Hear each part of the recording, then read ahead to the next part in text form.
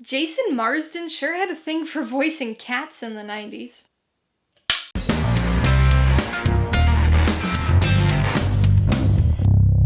Hey everybody, welcome to Mainly Movies. Today I'm going to be talking about Disney's 1998 direct-to-video animated sequel, The Lion King 2: Simba's Pride.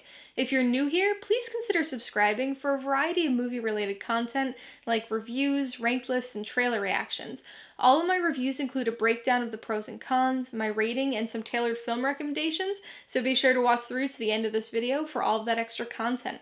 The Lion King 2: Simba's Pride stars the vocal talents of Matthew Broderick, Neve Campbell, Jason Marsden, and Suzanne Pleshette, and was directed by Daryl Rooney. It continues the story of the Lion King, focusing on Simba and his daughter Kiara. When Kiara becomes involved with an outsider lion named Kovu, old grudges and prejudices are reignited as true intentions are revealed. Following up The Lion King was an impossible task. Sequels are a tricky thing, and far more fail than succeed. Audiences want more of the same. They want the characters they love. They want a similar style. They want familiarity. But at the same time, they want a sequel to be distinct and not just feel like a downgraded rehash of the movie they already love. And it's really difficult to meet both of those audience requirements. That overlap is such a small target zone that it's incredible any sequel ever manages to hit it.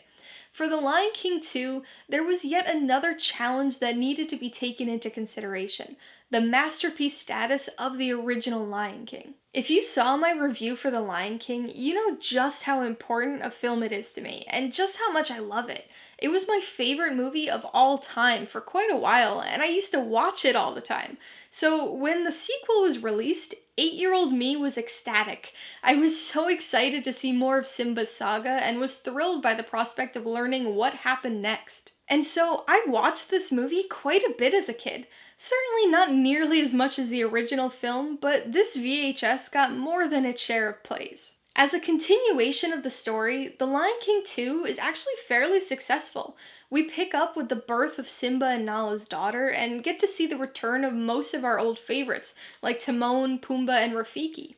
The aftermath of Scar's betrayal and defeat is still fresh in the minds of all the characters, and thematically, that's one of the biggest driving forces for Simba's continued story. He's a bit blinded by hatred when it comes to Scar, and his inability to forgive, or at least fully move on, creates quite a bit of tension in the story. As far as Simba's concerned, this movie shows his continued character growth as he learns the best ways to lead.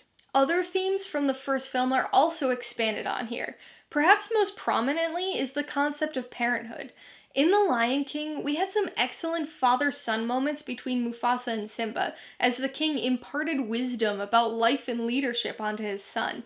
Here, we see the exploration of a father-daughter relationship. Simba is exceptionally protective of Kiara, perhaps due to his own parental tragedy, and so the life lessons go both ways this time.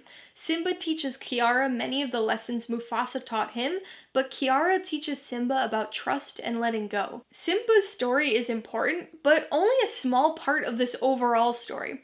The film's other key emotional journey is that of Kovu, the young outsider. His story is perhaps the most interesting of the film, as he struggles with deciding between the life that was chosen for him and the possibility of something new. During his time with Kiara, he learns about and experiences things he's never been exposed to before: fun, love, and acceptance. He truly struggles with who he is, and there's a particularly impactful scene where he and Kiara are looking at the stars together. She tells him the whole Kings of the Past story that's been passed down by her family, and before he can catch himself, Kovu wonders aloud, "Do you think Scar's up there?" It's not something that gets explored much further, but that concept is something that does make you think.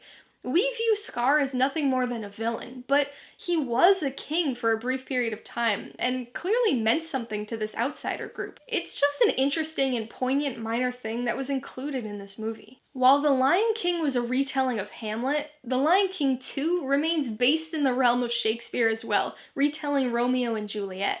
It's a commonly overused story basis in films, but the whole romantic subplot does introduce an interesting, albeit potentially icky, aspect to the story.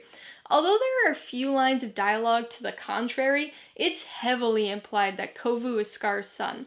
It's stated that he was the last cub born before the exile, and considering Scar was king at the time and the only male lion around, it's not a big stretch to make the connection. Then you take into consideration Kovu's similar appearance, his chosen one status, and even his name, which literally means Scar in Swahili, and there's little doubt regarding his ancestry. Biologically and behaviorally, it all makes sense, but it even works on a thematic level given Simba's understandable grudge.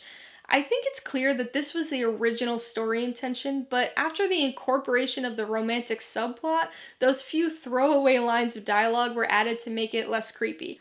And it's understandable that Disney didn't want to showcase a romantic relationship between first cousins. Once removed. Despite its interesting story elements and themes, The Lion King 2 does struggle with a common trapping of sequels. It rehashes quite a bit of the original film. There are so many similar story beats between the two movies that it almost becomes a game to spot them all. The cub presentation ceremony, the lesson moment after a dangerous situation, Timon and Pumbaa introducing Kiara to Bugs, Zira essentially being a female Scar, complete with her own sinister plotting song sequence that ends with her perched high in the air, backlit by an unnaturally colored sky. Even with all the parallels and callbacks, it does mostly still feel like its own movie, thanks to the other plot elements. The Lion King 2 is by no means a perfect movie. Its rehashed plot structure knocks it down a bit, and it has some odd and unintentionally hilarious moments, like the dramatically overlaid deception antelope and disgrace zebra during the Not One of Us sequence. But it's still a good movie. The voice acting is still great, the animation remains very good, especially for a direct-to-video release. The songs are memorable, and the themes are strong. Even the name is wonderful, with its tri-meaning. Simba's pride.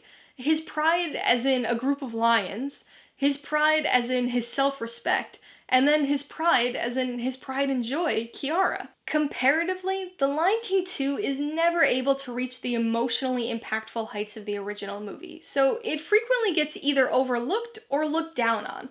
But I really think that if this had been its own movie and not The Lion King 2, it would be more highly regarded than it is. Alright, let's talk about the pros and cons.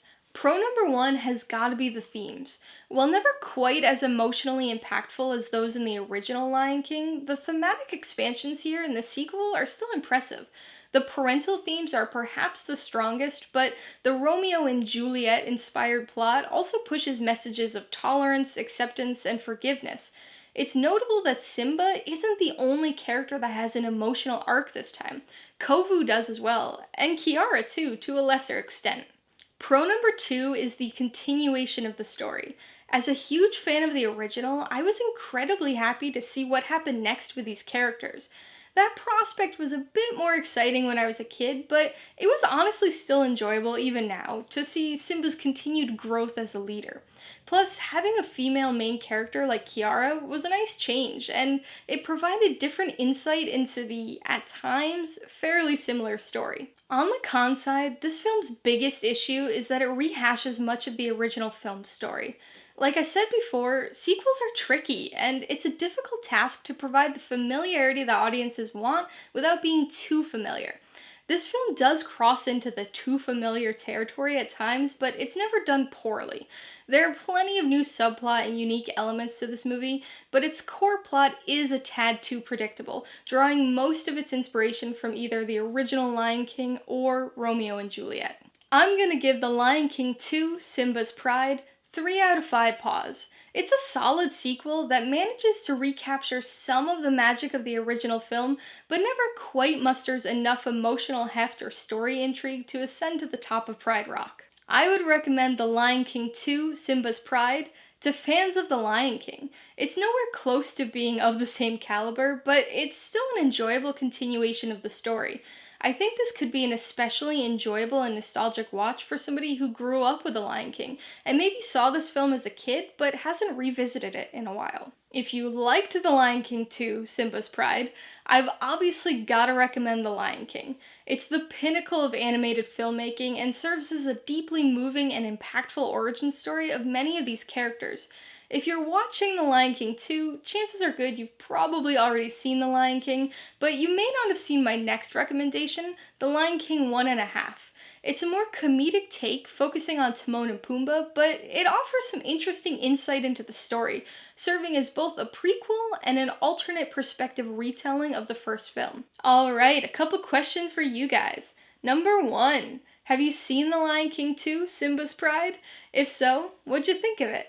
And number 2, what's your favorite direct-to-video sequel? Be sure to leave your answers in the comments below so we can get a discussion going. Alright, so if you got some enjoyment, insight, or information out of this review, I'd appreciate it if you'd hit that like button. And if you haven't done so already, please hit subscribe while you're at it to see more videos like this. Till next time, this has been Alyssa with Mainly Movies, the way life should be.